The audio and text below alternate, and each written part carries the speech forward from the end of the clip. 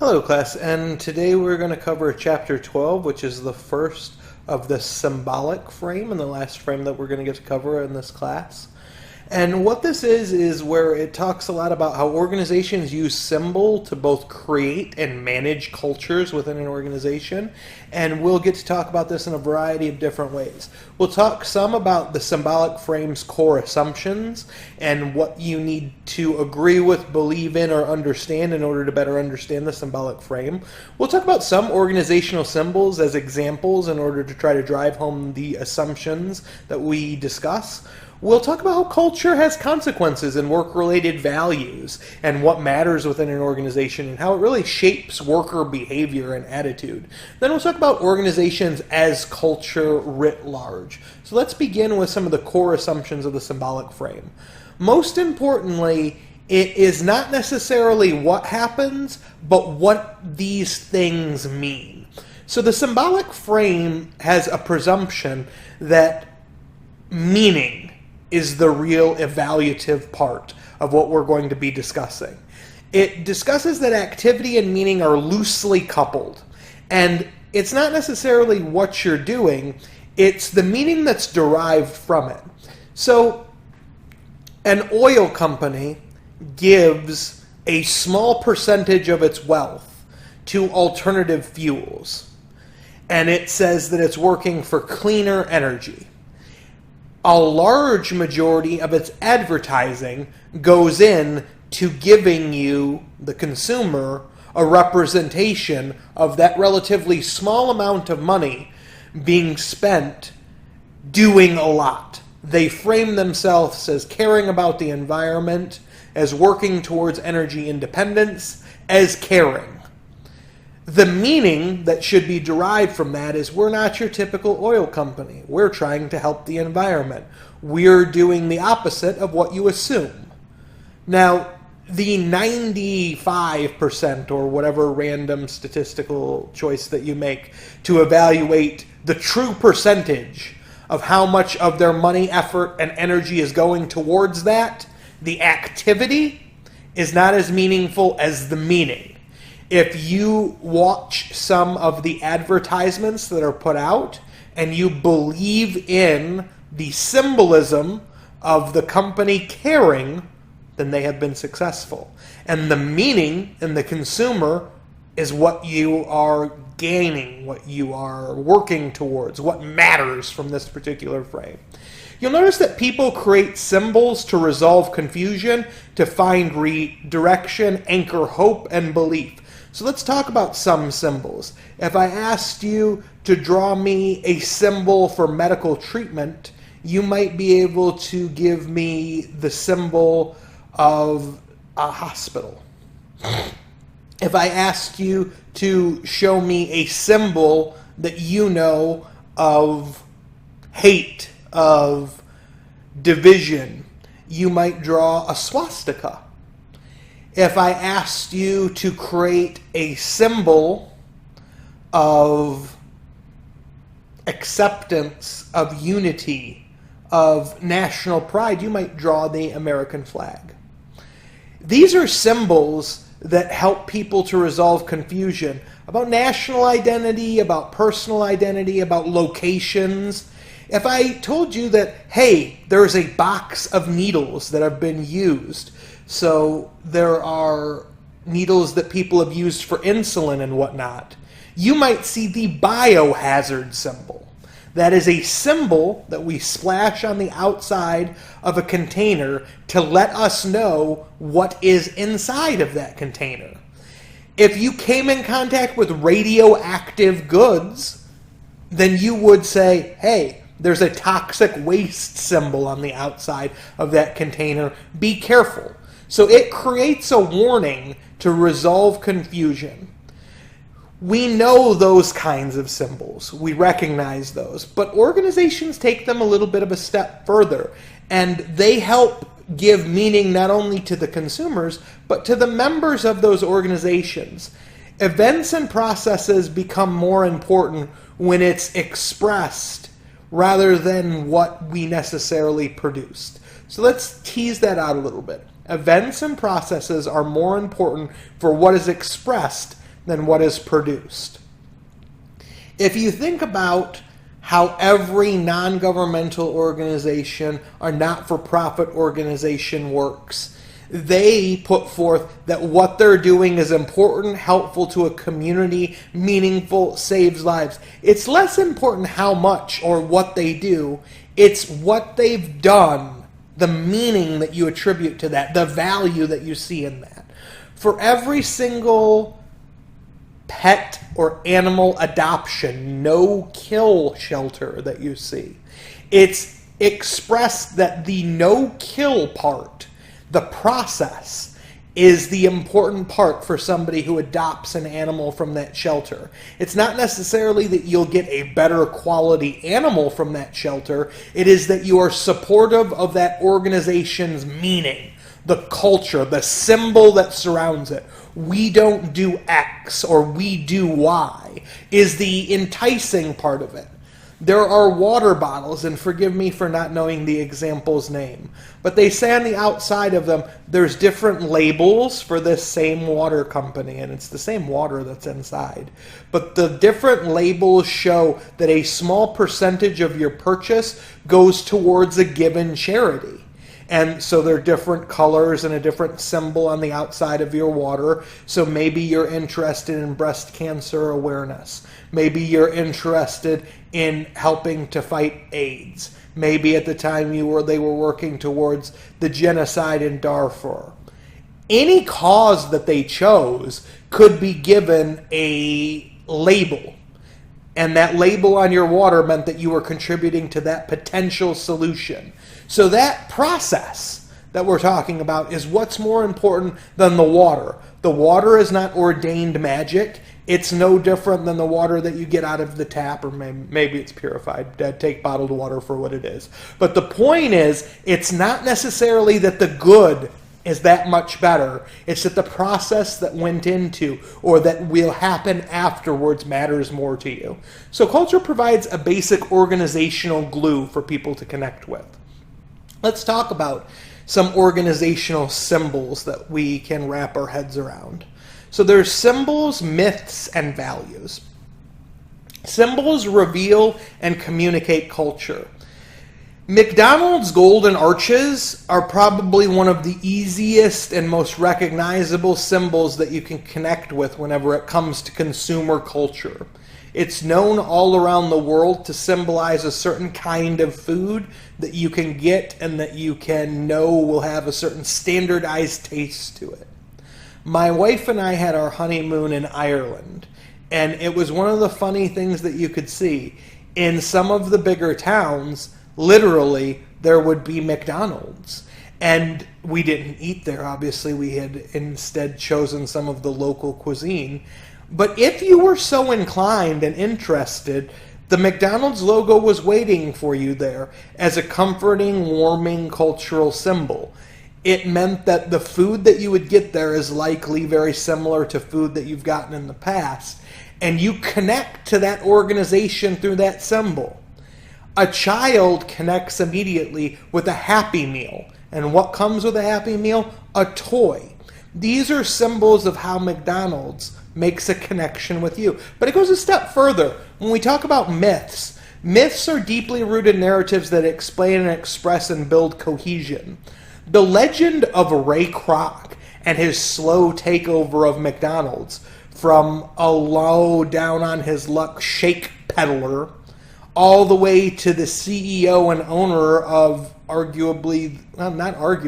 the most profitable fast food franchise in the world, is a myth in their creation that creates a symbol itself of upward mobility, of opportunity, of rewarding hard work.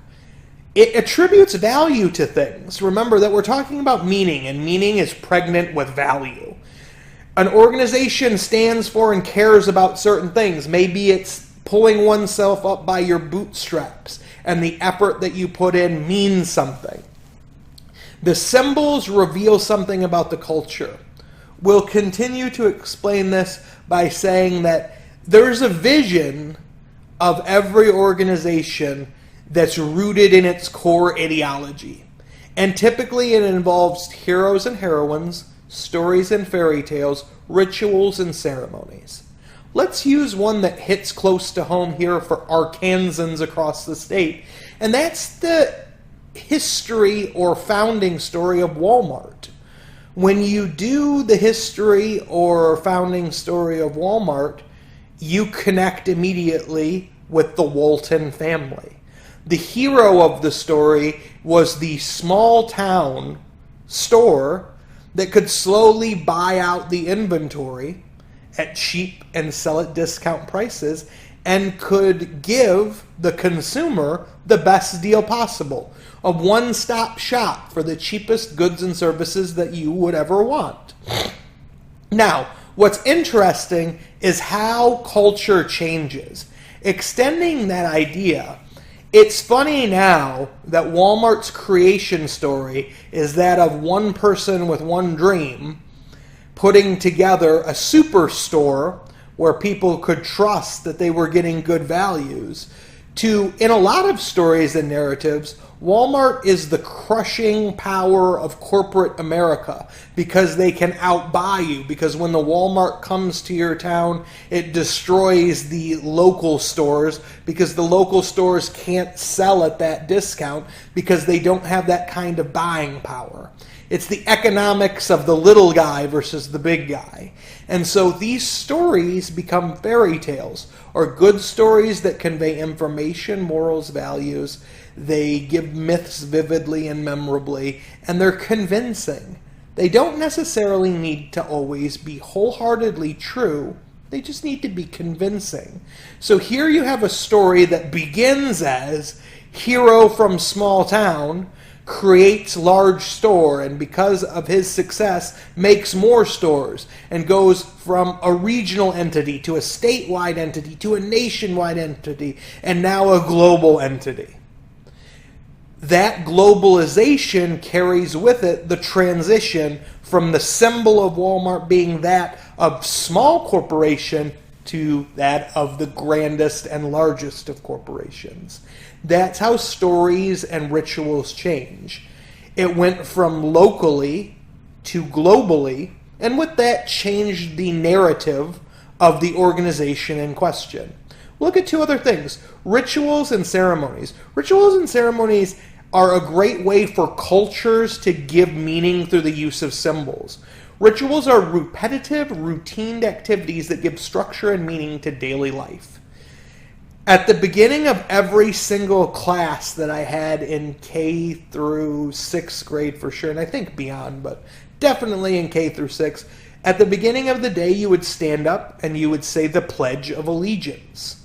Starting at about the 3rd grade, right before lunch, you would watch Channel 1 News and be given a news report from students who were about your age reading the news. This was ritualistic behavior. Also, a ritual as simple as whenever class ended, a bell rung. Now, I took an organization at elementary school, and I just gave you 3 major rituals that give meaning to what behaviors you take. But organizations of all sorts have those kinds of rituals that give meaning to things.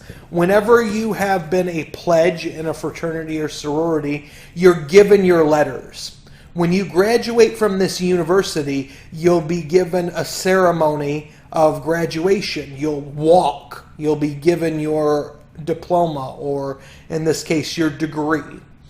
It is a ritual and a ceremony that happens every year, and that's grand. It has symbolic occasion written all over it. It's meaningful to you, to your family. It's meaningful because we have chosen that these series of events mean something. Remember that meaning is so important to the symbolic frame. So rituals happen day to day, like the ones that I talked about for school, but even in a school environment become ceremony, grand but far less frequent symbolic occasions that are meaningful to you.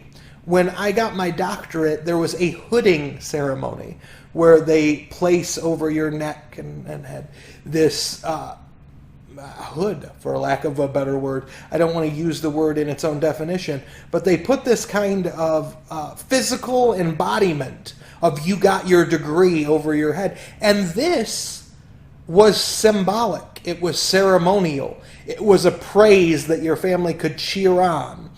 Whenever people are celebrated in the military, there's a large ceremony that takes place that lets them know that they survived the difficult and rigorous training process to become a full-fledged member. That's how ceremonies really work. So cultures have consequences, and they create work-related values. The definition from Hofstede from culture is that collective programming of the mind that distinguishes one human group from another. So it's interesting because it's collective programming. We learn culture. We take part in culture. Culture is a set of symbols, but they also occur in the mind, and that's why meaning is so important, because the mind attributes, derives, differentiates meaning from those programmed things, actions, behaviors that are occurring around us, and it distinguishes one group from another. So it outlines the dimensions of a national culture. Power difference. How much equality or inequality are there between bosses and subordinates? How much possibility do you have to become the ownership class, the ruling class? There's uncertainty avoidance, which is a comfort with ambiguity. And it's the idea that some cultures are very comfortable with going with the flow, and others need rigid attention to details, to what's going to happen. It's the difference that my wife recognized when she went from two different corporate cultures to compare with national cultures, when one corporation that she worked for was very open and very relaxed. You could do what you wanted for the 8 hours as long as you were achieving the goals that were set forward for you. By contrast, Corporation B had a set number of rules and expectations. You did X number of things before lunch. You did Y number of things after lunch. It was more controlled. It had a lot less uncertainty involved in it. There's also individualism. How much value is attributed to individuals versus the group? It's about how national culture expresses the one person, one vote system of a democracy. It's about the praise that we give to rugged individualism and the ability of a person in America to achieve, to succeed, to better themselves. The idea that you could go from anywhere to be president of the United States is a narrative that is often told. That praises individualism. By contrast, cultures at a national level that praise the collective and us doing good for we the people and us doing good for all of the nation rather than just ourselves, praise the collective. I'll give you an example also that national culture matters when we're talking about masculinity and femininity. How much pressure are on males for career success and workplace dominance? How much acceptance is there between both genders and being included in an opportunity space to thrive, to advance, to make better their own situations? How are gender roles imposed and forced upon people? How rigidly does a culture see the idea of gender? These are all consequences of the symbols that we've made. We made up what man and woman is allowed to do. We made up what is good, individual or collective. We decided that uncertainty is an enemy or a necessary part of life. We decide the power distances. However, what happens is because the collective programming is so strong within a culture, because everyone says and does the same sorts of things, and these ideas become normative, you just presume that this is what distinguishes us from them. What keeps the bounds of one group in comparison to another, because we've just come to accept them as foregone conclusions. So organizations comprise their own culture. Organizations either A, have cultures, or B, our cultures? I'm going to leave that open-ended because that is just an absolutely amazing place to go with your response papers if you so choose to. I think that the way that we use culture, and there's a couple of different definitions presented in the book. You can find different definitions of culture that are represented in other textbooks, particularly from sociology. But is culture a pattern of shared basic assumptions that groups have learned as it solves problems and that has worked well enough to be considered valid and taught to new members? It's also how we do things around here. Culture is a behavior. It is a set of expectations. It's how we interact. It's how we work. So organizations teach you things. As soon as you enter into an organization, there are products and processes that you need to become acquainted with. You need to know what forms need to be filled out in order to take what actions. You need to know who is empowered to make certain decisions and who is not. You need to see the continuity between newcomers and people who have been in the organization for a really long time. A manager who understands culture is better equipped to understand and influence people within an organization and therefore how the organization itself functions. What you'll consistently get is that culture shapes an organization, but is also constantly shaped by the people within an organization. There's a yin and the yang that I think makes this question so vital to answering and so interesting to encounter for this particular chapter. So what have we learned about? We've learned that in contrast to traditional views emphasizing rationality and objectivity, the symbolic frame highlights the meta, rational, and tribal aspects of contemporary organization. Meaning, rather than the actual structure. Compare it to the structural frame.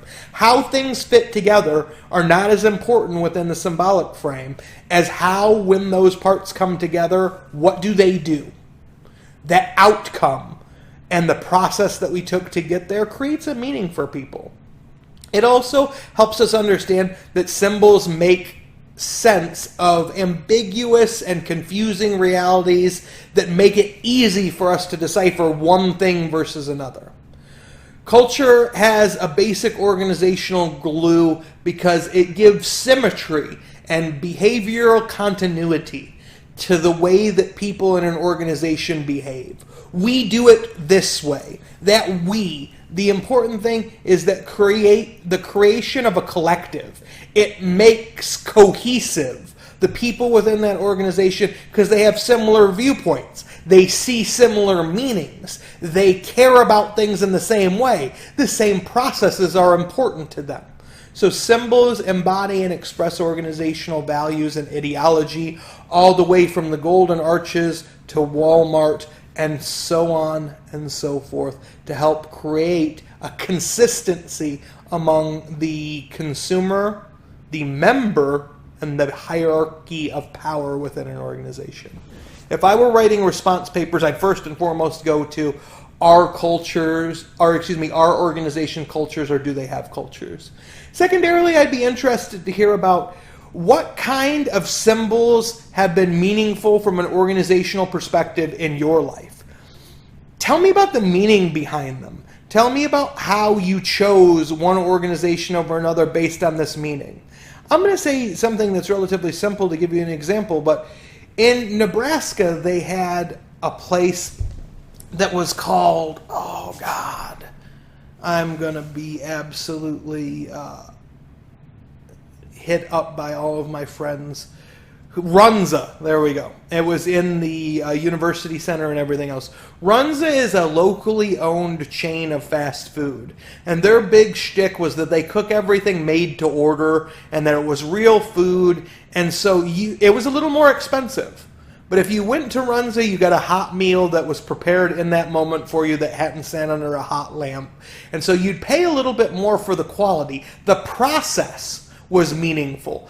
I'm pretty sure it was locally sourced food items too. So there was meaning attributed to these things that you were ingesting. The symbolism was very clear. That could have been a response paper to me to talk about how in the organizations that compromise all of fast food, you select to patronize one or a group of them. Why? Obviously, flavor, taste, sure. But talking about from an organizational, symbolic perspective, I chose Runza because it was locally sourced. I chose Runza because it was hot, freshly made food, because the process meant something to me, because it was locally Nebraska owned. People who were from that area loved that aspect of it. Another response paper that I would be really interested in hearing is one that used a case study approach to say that I am a member of this organization. I have seen how these symbols play out and give meaning to people within an organization, or I have been indoctrinated into an organization like that through these kinds of symbolic exchanges of meaning. As always, if you have any questions, let me know. I look forward to going over chapters 13 and 14 to conclude this particular frame. Take care.